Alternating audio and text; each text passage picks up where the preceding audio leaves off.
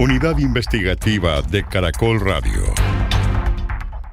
Los reporteros Caracol de la Unidad Investigativa son Rafael Aristizábal, José Andrés González y Bernardo Bejarano.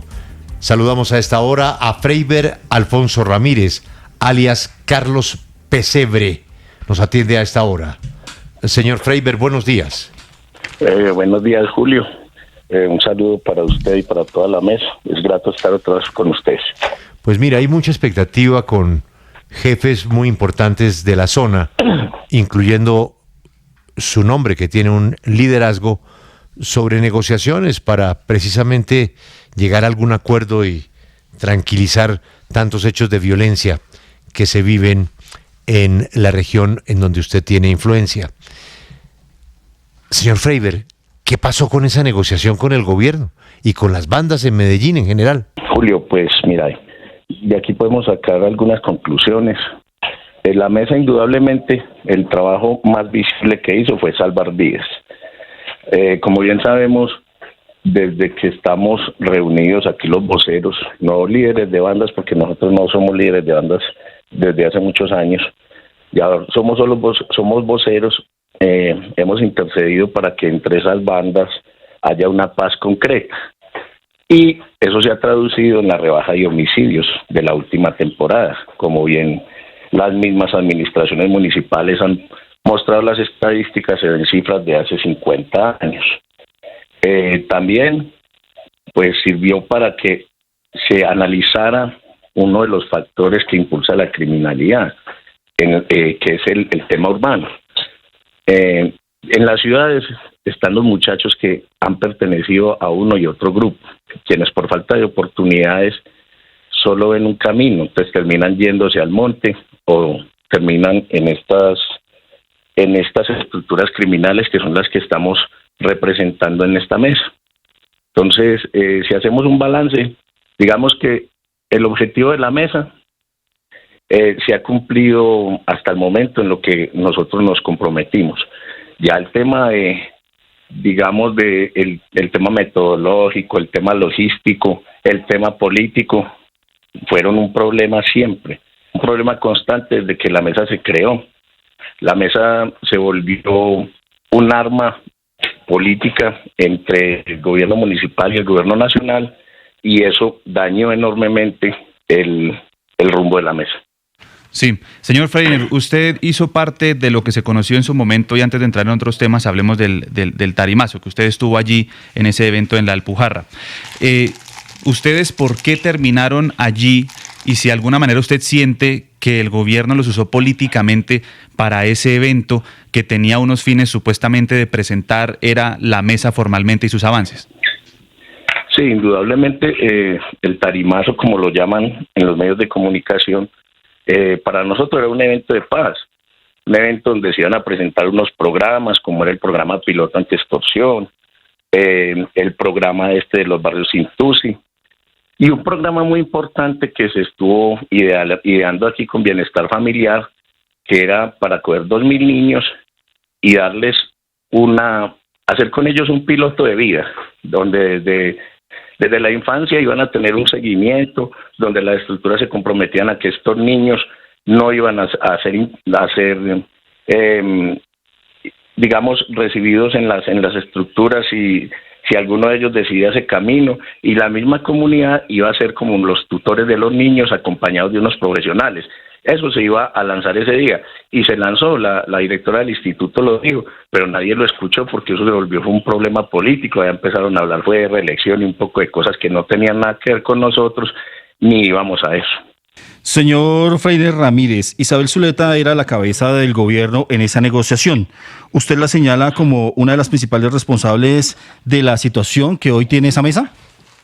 Pues indudablemente ella como coordinadora es responsable, pero todos nosotros también cometimos demasiados errores. Como le digo, las peleas, digamos,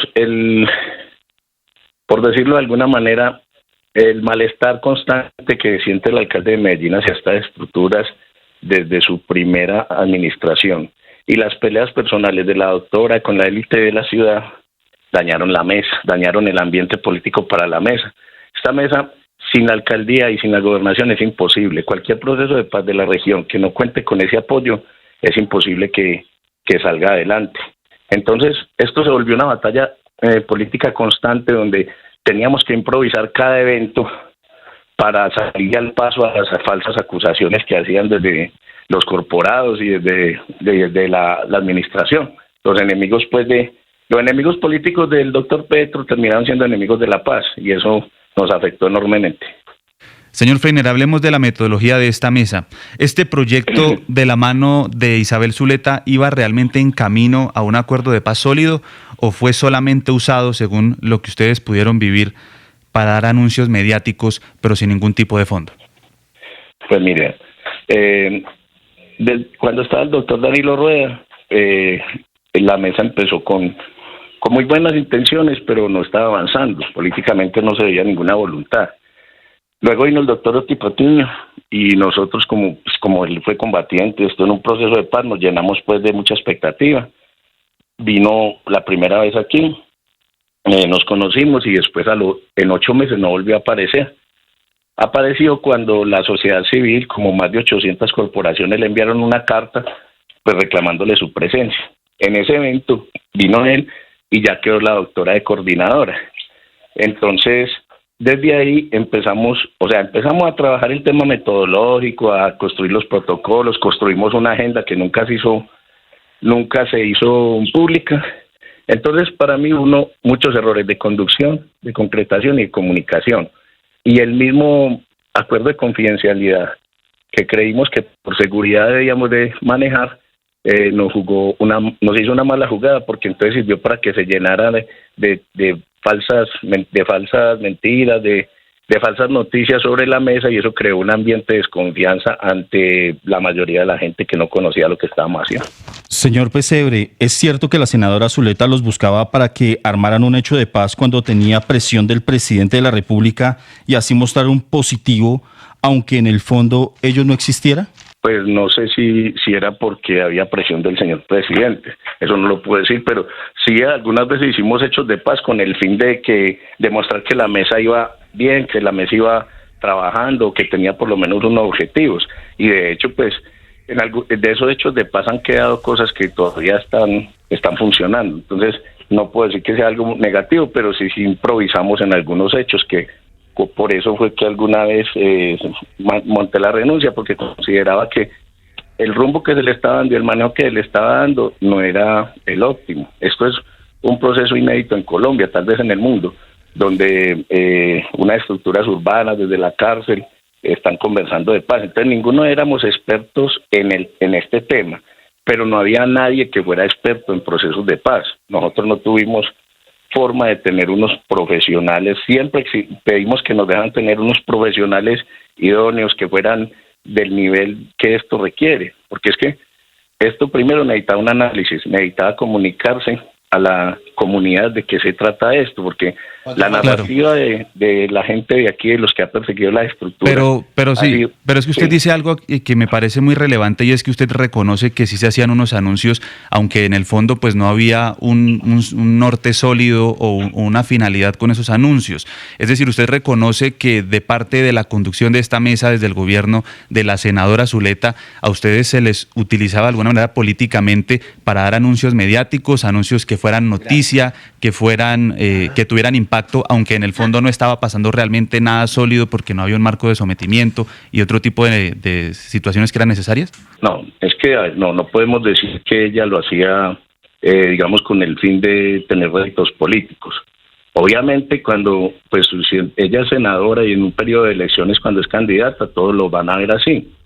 Digamos que aquí se hacían las cosas, aquí traen propuestas desde la delegación del gobierno que nosotros debatíamos y al final creíamos que eran idóneas para el espacio, pero entonces al final terminaba siendo más armas políticas. Entonces era desde la ingenuidad de nosotros, alimentábamos, digamos, esa visión de que la doctora utilizaba la mesa políticamente, pero no lo puedo decir que sea con esos fines, porque hay que decirlo, si bien no estuve de acuerdo con ella en muchas cosas de la dirección de esto, ella siempre fue muy franca, inclusive en los temas electorales, siempre, nunca pidió un voto y siempre nos pidió que le dijéramos a las estructuras que no participaran en la presión de elecciones ni nada de ese tipo de cosas. Señor Freiner, pero coincidencialmente, luego de la elección de Abelardo de la Espriella, hubo una información que circuló y era que se había acabado esa mesa de concertación de la paz urbana en la cárcel de Itagüí. Y eso por una visita de la senadora Isabel Zuleta. ¿Qué es cierto hay en ello? Porque incluso se habían hecho anuncios para tomarse algunas estrategias y evitar el consumo de tusi en algunos parques de la ciudad, y esa estrategia nunca se llevó a cabo. ¿Qué fue lo que pasó en ese momento con la senadora Isabel Zuleta, que se rumoró que se había acabado la mesa de paz? No, la mesa no se acabó. Por el contrario, como esto tiene unos protocolos, pues la mayoría no se implementaron, pero sí hay por lo menos que hacer unos protocolos de cierre. Y a eso fue que ya vino, pues a empezar a preparar, todos debemos de hacer un informe, porque es que es justo que las personas sepan qué se hizo aquí. Pues no sabemos sabemos que el otro gobierno fue elegido con un discurso de mano dura y que posiblemente van a perseguir a todas las estructuras del país, pero a nosotros nos parece necesario que sepan qué fue lo que hicimos y lo que podemos aportar desde esta mesa, porque son cosas importantes, que ya pues esperamos que ya no hay tema electoral, entonces que ya cese un poquito los ataques y dejen que la gente escuche por lo menos las cosas buenas que se hicieron acá. Freiber, después de escucharlo yo tengo una inquietud final. Esto que usted nos acaba de decir, ¿representa un poco el pensamiento de los otros compañeros que están con usted? Sí, claro que sí. Pues obviamente hoy yo me atreví a dar la entrevista sin consultarles, pero porque vi que era necesario, porque vi que es gracias que ustedes nos escuchan y que es uno, digamos, de los medios más importantes, era bueno pues poner al día a la gente en lo que está esto.